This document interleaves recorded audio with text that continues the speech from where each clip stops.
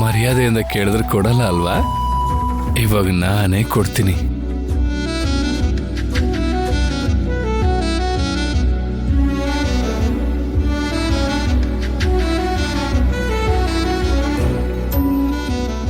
ಲೇ, ಯಾಕೋ ಒಳಗೆ ಕರ್ಕೊಂತಿದ್ಯಾ?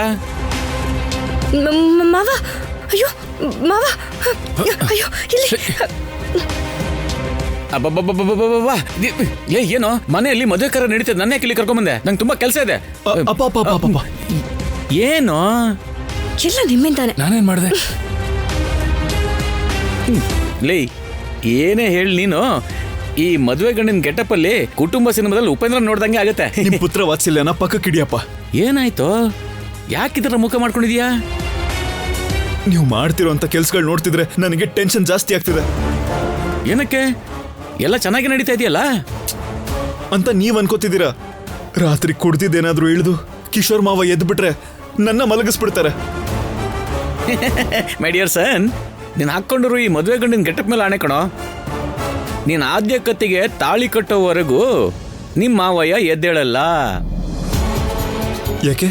ರಾತ್ರಿ ಮಲ್ಕೊಳ್ಳೋಕ್ಕೂ ಮುಂಚೆ ನಿಮಗ್ ಮಾತು ಕೊಟ್ಟಿದ್ರ? ಆಣೆ ಅಲ್ಲ ಕಣೋ, ಅದೊಂದು ದೊಡ್ಡ ಗುಟ್ಟು. ಬಾಯಿಲಿ ಹೇಳ್ತೀನಿ. ರಾತ್ರಿ ಬಾವ ಕುಡಿದ್ರು ಎಣ್ಣೆಲಿ ಡೋಸ್ ಹಾಕಿದೀನಿ ಕಣೋ. ಎಷ್ಟೇ ಕುಡಿದ್ರು ಕೂಡ ಬೆಳಗ್ಗೆ ಎದ್ದೇಳಲೇಬೇಕಲ್ಲಪ್ಪ. ನಿನ್ನ ಅಪ್ಪ ಅಷ್ಟು ಬೆಪ್ತ ಕಡೆ ಅನ್ಕೊಂಡೆ ನೀನು? ಬಾವನವ್ರು ಕುಡಿದಿರೋ ಎಣ್ಣೆಲಿ ನಾನು ಇನ್ನೊಂದು ಮದ್ದನ್ನ ಹಾಕಿದ್ದೀನಿ. ಆ ಔಷಧಿ ತನ್ನ ಕೆಲಸ ಮಾಡೋ ಟೈಮಲ್ಲಿ ನಿನ್ನ ಮದುವೆ ಬಗ್ಗೆ ಮಾತಾಡ್ದೆ. ಸರಿ ಮಾಡ್ಕೊಳ್ಳಿ ಅಂತ ಹೇಳಿದ್ರು. ಎಲ್ರೂ ಆದ್ಯನ ಮದುವೆ ಮಾಡ್ಕೊಳ್ಳೋಕೆ ಅವ್ರ ಅನುಮತಿ ಕೊಟ್ರು ಅಂತ ಅನ್ಕೊಂಡಿದ್ದಾರೆ. ಇಲ್ಲೇ ನಿನಗೆ ಇನ್ನೊಂದು ಸೀಕ್ರೆಟ್ ಗೊತ್ತಾಗ್ಬೇಕು.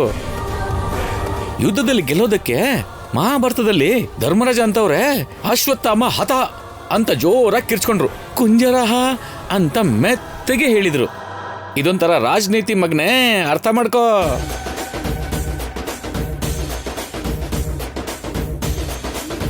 ನೀವ್ ಹೇಳದ್ ಸರಿ, ಆದ್ರೆ ನಿಜ ಗೊತ್ತಾದ್ರೆ ನಮ್ ಪ್ರಾಣ ತೆಗಿತಾರೆ ಮಾವ.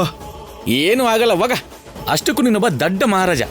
ಕಿಶೋರ್ ಭಾವನವರು ನಿದ್ರೆಯಿಂದ ಎದ್ದೇಳೋ ಮೊದಲು ನೀನು 3 ಗಂಟೆ ಹಾಕೋದಷ್ಟೇ ಅಲ್ಲ, ನಿಮ್ಮ ಹತ್ರ ನಾನು ಸಪ್ತಪದಿ.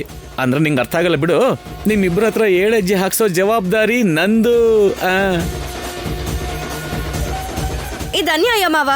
ಅನ್ಯಾಯ ಅಂತ ತಾನೇ ನಾನು ಹೇಳ್ತಾ ಇರೋದು. ಏಯ್ ರಾಜಿ,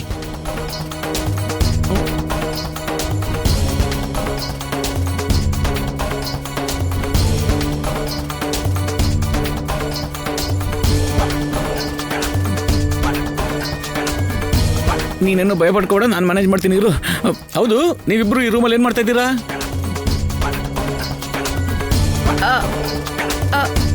ಅದು ಅದು ಮಾವ. ಹೇಳು ಹೇಳು. ಕೊಬ್ರೋ, ಇಬ್ರು ಏನ್ ಮಾಡ್ತಿದ್ರಿ ಹೇಳಿ ಬೇಗ.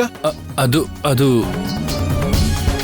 ಹೂವು ಅವಳಿಗೆ ಹೆಲ್ಪ್ ಮಾಡಕ್ಕಿಂತ ಬಂದೆ. ಹೂವು. ಓ ಅಬ್ಬಾ, ಏನಿದು? ಯಾರು ಇಲ್ದಿರೋ ಈ ರೂಮಲ್ಲಿ ಮಂಚದ ಹಿಂದೆ ಅಡಕೊಂಡು ನೀವು ಒಬ್ರಿಗೊಬ್ರು ಹೆಲ್ಪ್ ಮಾಡ್ಕೋತಾ ಇದ್ದೀರಾ?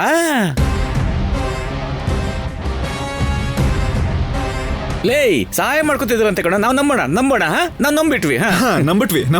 ನಂಬಿಟ್ವಿ. ಮಾವ, ನೀವು ಅನಾವಶ್ಯಕವಾಗಿ ಟಾಪಿಕ್ ಬದಲಾಯಿಸಬೇಡಿ. ಮೊದಲು ನೀವಿಲ್ಲಿ ಏನ್ ಮಾಡ್ತಾ ಇದ್ದೀರಾ ಅಂತ ಹೇಳಿ. ಅಂದ್ರೆ ಮದುವೆಗೆ ಏರ್ಪಾಟ್ ಮಾಡ್ತಾ ಇದೀವಿ ಏನ? ಇಲ್ಲೋಡಿ, ನಾವೆಲ್ಲ ಕೇಳಿಸ್ಕೊಂಡ್ವಿ. ಹೌದು ಮಾವ, ನೀವು ಮದ್ವೆ ಮಾಡಿಸ್ತಿರೋ ಹಾಗಿಲ್ಲ ಮಾವ. ಆ ಮದ್ವೆ ನಡೆಯೋ ಜಾಗದಲ್ಲಿ ದೊಡ್ಡ ಯುದ್ಧ ಮಾಡ್ತಿರೋ ಹಾಗಿದೆ. ಏನ್ ಬ್ರೋ ಎಲ್ಲನೂ ಒಪ್ಪಿದ್ದಾರೆ ಅಂತಾನೆ ಹೇಳಿದ್ರಿ, ಮತ್ತೆ ಯಾಕೆ ಹೀಗ್ ಮಾಡ್ತಾ ಇದ್ದೀರಾ? ನಾನ್ ಹೇಳಿಲ್ವಲ್ಲ. ಅಂದ್ರೆ ಆದ್ಯ ಹೇಳಿದ್ರೆ ಬೇರೆ, ನೀನ್ ಹೇಳಿದ್ರೆ ಬೇರೆ ಅಂತನಾ? ಏನ್ ಹೇಳಿ ರಾಮ, ಎಷ್ಟೇ ಹೇಳಿದ್ರು ಕೇಳ್ತಿಲ್ಲ.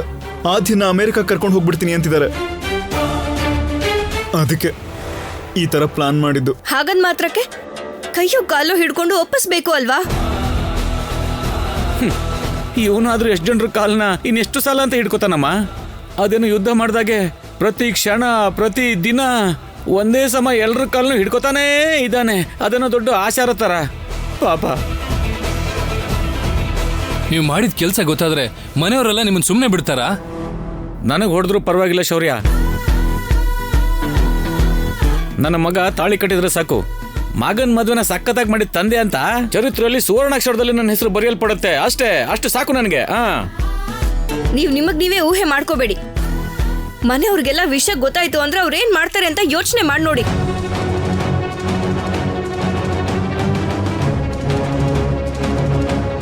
ಏನಮ್ಮ ಬಿಟ್ರೆ ನೀನೇ ಆಚೆ ಹೋಗಿ ಎಲ್ರಿಗೂ ಹೇಳೋ ತರ ಇದೆಯಲ್ಲ? ಹೇಳ್ದೆ ಇದ್ರೆ ನಮ್ ಎಲ್ರಿಗೂ ಮೋಸ ಮಾಡ್ದಾಗತ್ತೆ ಅಲ್ವಾ? ಹೇಳಿದ್ರೆ ನಮ್ ಮದ್ವೆ ನಡೆಯಲ್ವಲ್ಲ. ಇಲ್ಲಿ ನೋಡಿ, ಈಗ ಮದುವೆ ನಡೆಯೋದು ಮುಖ್ಯ. ನೀವಿಬ್ರು ಸ್ವಲ್ಪ ಕೋಆಪರೇಟ್ ಮಾಡಿ. ಈ ರೀತಿ ಮಾಡೋದು ತಪ್ಪಲ್ವಾ?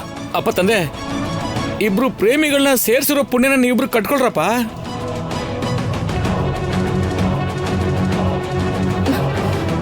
ಈ ಸೀನ್ ರೊಮ್ಯಾನ್ಸ್ ಅಲ್ಲಿ ಸ್ಟಾರ್ಟ್ ಆಗಿ ಟೆನ್ಷನ್ ಅಲ್ಲಿ ಮುಗಿಯೋ ತರ ಕಾಣ್ತಾ ಇದೆ. ಅಷ್ಟರಲ್ಲೇ ಕಿಶೋರ್ ಚಿಕ್ಕಪ್ಪ ಏನಾರು ಎದ್ರೆ ಎದ್ದೇಳಲ್ಲ. ಅವರು ಎದ್ದೇಳದಿರುವಾಗ ನೋಡ್ಕೊಳ್ಳೋ ಪೂರ್ತಿ ಜವಾಬ್ದಾರಿ ನಂದೇನೆ.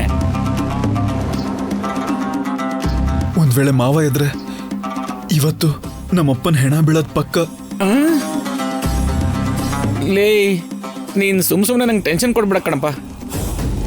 ಲೇ ಮಗನೇ, ಸ್ವಲ್ಪ ಆರಾಮಾಗಿ ಇದ್ಬಿಡು. ಹಂಗಲ್ಲ ಕಣ, ಸ್ವಲ್ಪ ನಗು, ಇನ್ನು ಸ್ವಲ್ಪ.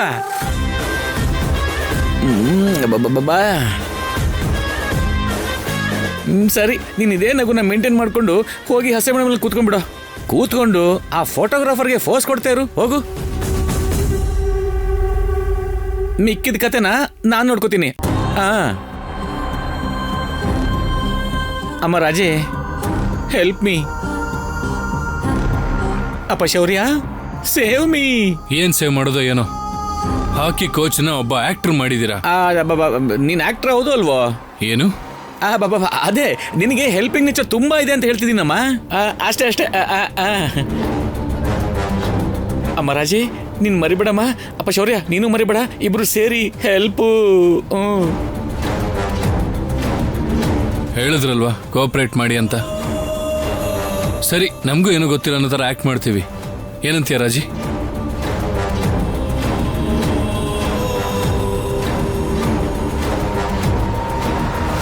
ನನ್ ಮಗ ಪ್ರಶಾಂತ್, ನನ್ ಚಿಕ್ಕ ಸೊಸೆ ಅಸ್ಮಿತಾ ಹೇಳ್ದೆ ಮದ್ವೆ ಆಗಿದ್ರು ನಾನೇ ಶೋಭನದ್ ಕಾರ್ಯ ಎಲ್ಲ ಮಾಡಿಸ್ದೆ. ಮಕ್ಕಳು ಹಾಲು ಸಕ್ಕರೆ ತರ ಎಷ್ಟು ಚೆನ್ನಾಗಿ ಒಂದಾಗಿದ್ದಾರೆ. ನನ್ ಸಕ್ಕರೆ ಹಾಕ್ಲಿಲ್ಲ ಅಂದ್ರೆ ಹಾಲೇ ಕುಡಿಯೋದಿಲ್ಲ. ಆಂಟಿ ನೋಡ್ದ್ಯಾ, ನನ್ನ ಬಿಟ್ಟು ಒಂದ್ ಕ್ಷಣ ಕೂಡ ಇರೋದಿಲ್ಲ. ಇವಾಗ ಚಿಕ್ಕ ಸೊಸೆನೆ ಕರೀತಾ ಇರೋದು. ನನ್ ಮೇಲ್ ಪ್ರೀತಿ ಜಾಸ್ತಿ. ಆಮೇಲೆ ಫೋನ್ ಮಾಡ್ತೀನಿ. ಬಾ ಅಸ್ಮಿತಾ, ನಿನ್ಗೋಸ್ಕರನೇ ಕಾಯ್ತಾ ಇದ್ದೆ. ಯಾಕಮ್ಮ, ಇನ್ನು ಸುಸ್ತು ಕಡಿಮೆ ಆಗಿಲ್ವಾ? ನಾನ್ ಕೋಪದಲ್ಲಿದ್ರೆ ಸುಸ್ತು ಅಂತ ಹೇಳ್ತಾ ಇದ್ದೀರಲ್ವಾ? ಯಾಕಮ್ಮ, ನಿನ್ ಗಂಡ ಬಿಡ್ತಾ ಇಲ್ವಾ ನಿನ್ನ?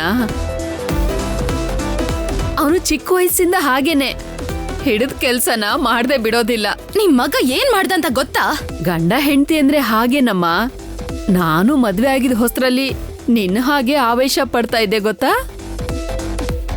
ಆದ್ರೆ ಸಂಸಾರ ಅಲ್ವಮ್ಮ, ಬೇಡ ಅನ್ನಕ್ಕಾಗಲ್ಲ. ಈಗ್ಲಾದ್ರೂ ಇಷ್ಟು ದೊಡ್ಡ ಮನೆ ಇದೆ, ಅವಾಗೆಲ್ಲ ಚಿಕ್ಕ ಮನೆ. ನಿಮ್ ಮಾವ ಅವ್ರ ಅಪ್ಪ ಅಮ್ಮ, ಅವ್ರ ಅಪ್ಪ ಅಮ್ಮ, ಒಬ್ಬೊಬ್ಬ ವಯಸ್ಸಾದವ್ರ ಗ್ಯಾಂಗೇ ಇತ್ತು. ನಾವು ಜೊತೆಯಾಗಿರೋದೇ ಕಷ್ಟ ಆಗ್ತಿತ್ತು. ನನ್ ಕಷ್ಟ ಎಲ್ಲ ನಿನ್ಗೆ ಹಾಕ್ಬೇಕು ಹೇಳು? ಇಷ್ಟಕ್ಕೂ ಅವತ್ತು ಸಾಕ್ ನಿಲ್ಲಿಸ್ತೀರಾ? ನೀವು ನಿಮ್ ಹಳೆ ಸರ್ಸಗಳು. ನಿಮ್ಮನ್ನ ನೋಡ್ತಿದ್ರೇನೆ ಕೋಪ ಬರ್ತಿದೆ. ಮಾತಾಡಿದ್ರೆ ತಲೆ ಕೆಟ್ಟ ಹೋಗತ್ತೆ. ಏನಾಯ್ತಮ್ಮ? ಯಾಕಷ್ಟೊಂದು ಕೋಪ ಮಾಡ್ಕೊಂಡಿದ್ಯಾ? ಮೋಸ ಮಾಡಿದ್ದಲ್ದೆ ನಗ್ನಗ್ತಾ ಮಾತಾಡ್ಸ್ಬೇಕಾ? ಮೋಸನಾ? ನೀನ್ ಏನ್ ಹೇಳ್ತಾ ಇದೆಯೋ ನನ್ಗೆ ಅರ್ಥ ಆಗ್ತಿಲ್ಲ. ರಾತ್ರಿ ಹಾಲಲ್ಲಿ ಏನ್ ಬೆರೆಸಿದ್ರಿ? ಸಕ್ರೆ? ಸಕ್ರೆ ಅಲ್ಲ, ಬೇರೆ ಏನೋ ಬೆರೆಸಿದ್ರಿ. ಇನ್ನೇನ್ ಹಾಕಿರ್ತೀನಮ್ಮ? ಮತ್ತಿನ ಟ್ಯಾಬ್ಲೆಟ್ಸ್ ಬೆರೆಸಿಲ್ವಾ? ಮತ್ ಬರೋ ಟ್ಯಾಬ್ಲೆಟಾ? ಇಲ್ವಲ್ಲ. ಹೌದು ಆಂಟಿ, ಆ ಮತ್ತೆ ಟ್ಯಾಬ್ಲೆಟ್ಸ್ ಬೆರೆಸಿದ್ರಿಂದಾನೇ ರಾತ್ರಿ ನಿಮ್ ಮಗ. ಮತ್ ಬರೋ ಟ್ಯಾಬ್ಲೆಟ್ ಹಾಕೋದು ಅಂದ್ರೆ ಏನಮ್ಮ? ನನ್ಗೇನು ಅರ್ಥ ಆಗ್ತಿಲ್ಲ. ಗಂಡ ಹೆಂಡತಿ ಅಂದ್ಮೇಲೆ ಸರಸ ವಿರಸ ಇದೆಲ್ಲ ಇದ್ದೇ ಇರುತ್ತೆ. ಅವನು ನಿನ್ ಮೇಲಿರೋ ಪ್ರೀತಿಯಿಂದ ಸ್ವಲ್ಪ ಒರಟಾಗಿ ನಡ್ಕೊಂಡಿರ್ತಾನೆ. ಹಾಗಂದ್ ಮಾತ್ರಕ್ಕೆ ನೀನ್ ಸ್ಕೂಲ್ ಮಕ್ಳು ತರ ಹಠ ಮಾಡಿದ್ರೆ ಹೇಗೆ? ಭಯ ಪಡ್ಬೇಡ, ನಿಧಾನವಾಗಿ ಎಲ್ಲ ಅಭ್ಯಾಸ ಆಗತ್ತೆ. ನಾನು ನಿಂಬೆ ಹಣ್ಣಿನ ಜ್ಯೂಸ್ ಮಾಡ್ಕೊಂಡು ತಗೊಂಡ್ ಬಂದ್ಕೊಡ್ತೀನಿ. ನಾನ್ ಎಷ್ಟೇ ಕೋಪ ಮಾಡ್ಕೊಂಡ್ರು ಆಂಟಿ ನಾಚ್ಕೊಂಡ್ ಮಾತಾಡ್ತಿದ್ದಾರೆ ಅಂದ್ರೆ ಅದನ್ನ ಆಂಟಿ ಬೆರೆಸಿಲ್ಲ. ಮತ್ತೆ ಹಾಲಲ್ಲಿ ಪಿಲ್ಸ್ ಮಿಕ್ಸ್ ಮಾಡಿರೋದು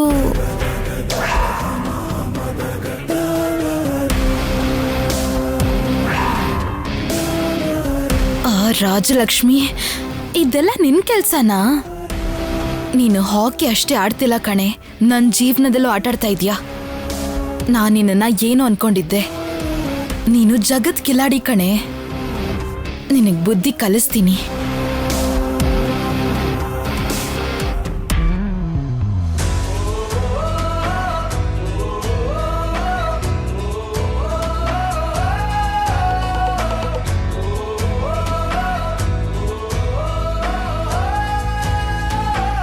ಏನ್ ನೋಡ್ತಿದ್ದೀರಾ ಅತ್ಗೆ? ಆದ್ಯ ಅಂದ ಹೆಚ್ಚುತ್ತಿದೆ ಅಂತ ದೃಷ್ಟಿ ಬಟ್ ಎಲ್ಲಿಡೋದು ಅಂತ ನೋಡ್ತಿದ್ದೀರಾ? ನನ್ನ ನೋಟ ಚೆನ್ನಾಗೇ ಇದೆ ಪಾರ್ವತಿ, ಆದ್ರೆ ಈಗಿಂದೀಗ್ಲೇ ದೃಷ್ಟಿ ಹಾಕ್ಬಿಟ್ರೆ ಅದರಿಂದ ಏನಾದ್ರೂ ಬದಲಾಗತ್ತೆ ಅನ್ಕೊಂಡಿದ್ಯಾ? ಅದೆಲ್ಲ ಬಿಡಿ. ಈ ಮದ್ವೆಗೆ ಕಿಶೋರ್ ಭಾವನವ್ರು ಬಿಟ್ರೆ ನೆಕ್ಸ್ಟ್ ನೀವೇ ಅಡ್ಡ ಮಾಡೋದು ಅನ್ಕೊಂಡಿದ್ದೆ. ಆದ್ರೆ ಏನು ಮಾಡ್ದೆ ನಿಂತಿದ್ದೀರಾ? ಏನ್ ಮಾಡು ಅಂತ್ಯಾ? ಹೆತ್ತು ತಂದೆನೇ ಮನ್ಸು ಬದಲಾಯಿಸ್ಕೊಂಡ್ಮೇಲೆ ನನ್ ಮಾತೆಲ್ಲಿ ನಡೆಯತ್ತೆ?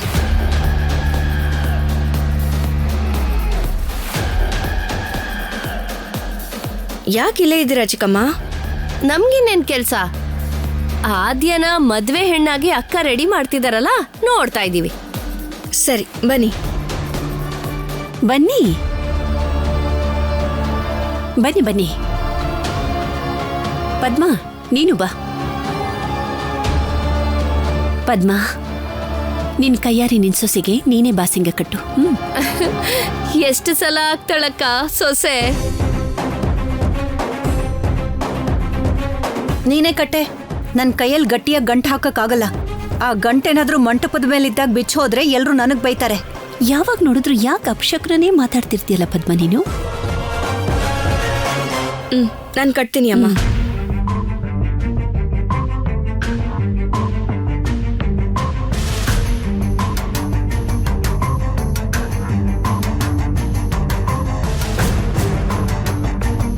ಕಿಶೋರ್ ಚಿಕ್ಕಪ್ಪ ಒಪ್ಕೊಂಡಿದ್ದಾರೆ ಅನ್ನೋ ಖುಷಿನಲ್ಲಿ ಎಲ್ಲರೂ ಇದ್ದಾರೆ, ನೀನು ಕೂಡ. ನಿಜ ಏನು ಅಂತ ಅಪ್ಪ ಅಮ್ಮಂಗೂ ಗೊತ್ತಿಲ್ಲ. ಮುಹೂರ್ತದಷ್ಟೊತ್ತಿಗೆ ಏನು ನಡೆಯುತ್ತೋ ಏನೋ ಅಂತ ಟೆನ್ಷನ್ ಆಗ್ತಿದೆ. ರಾಜಿ, ಹೇಗ್ ಕಾಣಿಸ್ತಿದ್ದೀನಿ? ಜಾತ್ರೆಲಿರೋ ಅಮ್ಮವ್ರನ್ನ ಹಾಗೆ ಅಂದವಾಗಿದ್ಯಾ. ಮತ್ತೆ ನಿಮ್ಮ ಸೀನು ಮಾವ ಹೇಗಿದ್ದಾರೆ? ಸೀನು ಮಾವನೇ ಟೆನ್ಷನಲ್ಲಿದ್ದಾನೆ.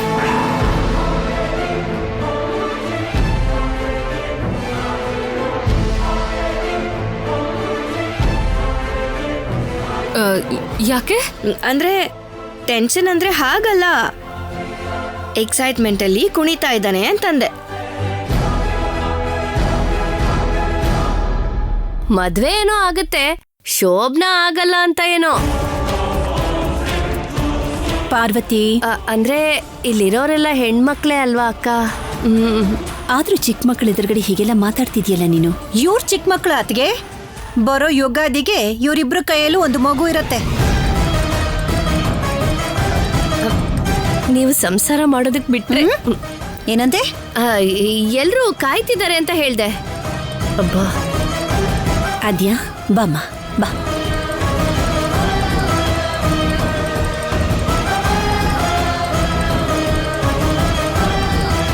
ಅರೆ, ಅಪ್ಪ ಹಾಕೋಬೇಕಾಗಿರೋ ಹೊಸ ಬಟ್ಟೆಗಳು ಇಲ್ಲೇ ಇದೆಯಲ್ಲ.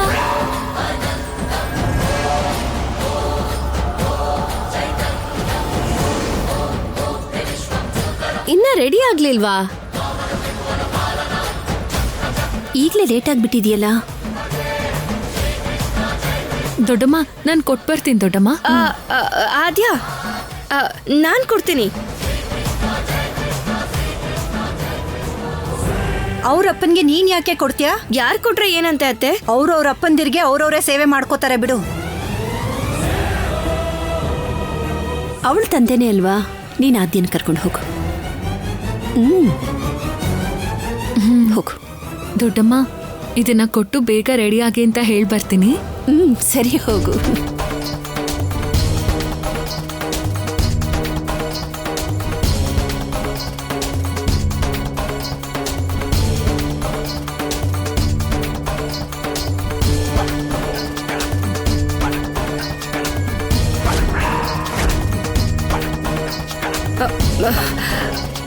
ಅಮ್ಮ, ನಾನು ಈಗಲೇ ಬರ್ತೀನಿ.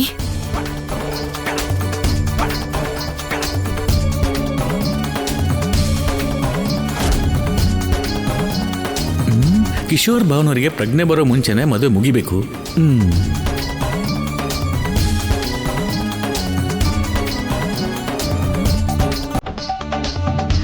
ಮಾವ, ಆದ್ಯ, ತಡೀರಿ.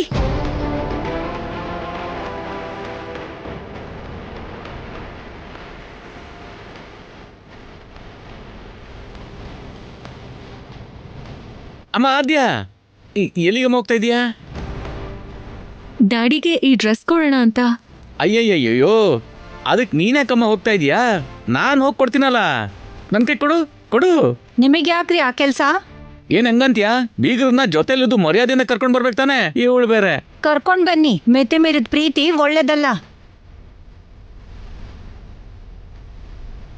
ಮಾವ, ನಿಮ್ಗೆ ಅತ್ತೆ ಬಗ್ಗೆ ಗೊತ್ತಿದೆ ಅಲ್ವಾ? ನೀವ್ ತಗೊಂಡು ಹೋಗಿ. ನಾನು ಹೋಗ್ತೀನಿ. ಆದ್ಯ ಕೊಡ್ತೀನಿ ಅಂತಿದ್ದಾಳಲ್ಲ, ಅವಳು ಕೊಡಿ. ನೀನ್ ಸ್ವಲ್ಪ ಸುಮ್ಮನೆ ಇರ್ತೀಯಾ? ನನ್ ಕೆಲಸ ಮಾಡಕ್ ಬಿಡು. ಮಾವ, ನೀವ್ ಹೋಗಿ. ಹೋಗ್ತೀನಮ್ಮ. ಅದ್ ಹಾಗಲ್ಲ ರೀ. ಆದ್ಯ, ನಾವ್ ಮಂಟಪದ ಹತ್ರ ಹೋಗೋಣ ಬಾ. ಪೂಜೆ ಮಾಡ್ಬೇಕಲ್ವಾ? ಮತ್ತೆ ಡ್ಯಾಡಿ ಕಿಶೋರ್ ಚಿಕ್ಕಪ್ಪ ಬಂದ್ಬಿಡ್ತಾರೆ. ಬಾ.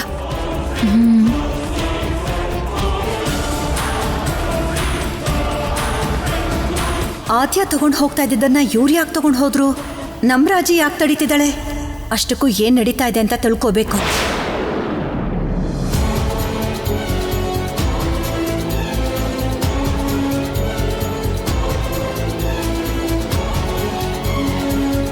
ಅಬ್ಬಾ, ಆದ್ಯಕ್ಕಿಂತ ತಪ್ಸ್ಕೊಂಡು ಬರೋ ಅಷ್ಟರಲ್ಲಿ ಜೀವನೇ ಬಾಯಿಗೆ ಬಂದಂಗಾಗಿತ್ತು. ಅದೇ ಆದ್ಯ ಬಂದಿದ್ದಿದ್ರೆ ಅಪ್ಪ, ಊಹಿಸ್ಕೊಂಡ್ರೆ ಭಯ ಆಗ್ತಾ ಇದೆ.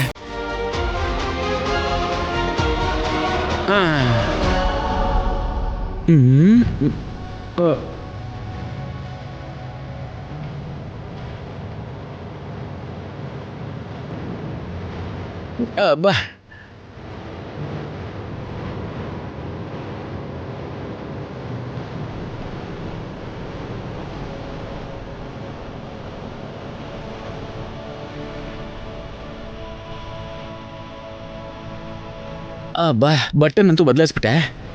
ಈಗ ಮದುವೆ ಮಂಟಪಕ್ಕೆ ಹೋಗಿ ಮದುವೆನ ಮುಗಿಸ್ಬಿಟ್ರೆ ಎಲ್ಲ ಕೆಲಸನೂ ಮುಗಿದೋಗ್ಬಿಡುತ್ತೆ.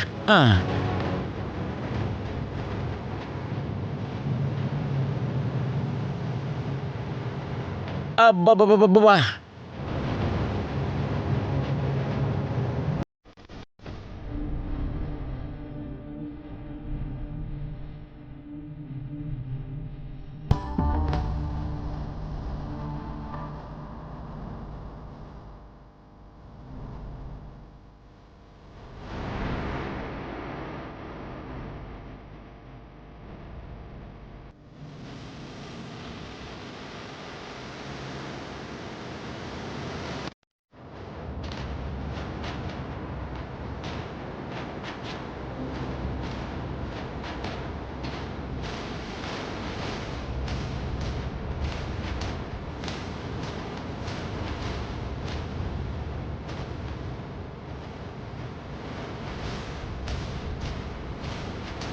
ಚಿಕ್ಕಮ್ಮ, ಅಪ್ಪ ಬರ್ತಿದಾರಾ? ಅಬ್ಬಾ, ನಿಮ್ ಮಾವ ಮಾಡ್ತಿರೋ ಅರ್ಜೆಂಟು ಅಷ್ಟಿಷ್ಟಲ್ಲ ಅನ್ಕೋ. ಅವರೇ ತಲೆ ಬಾಚಿ ಪೌಡ್ರು ಹಾಕ್ತಿದ್ದಾರೆ.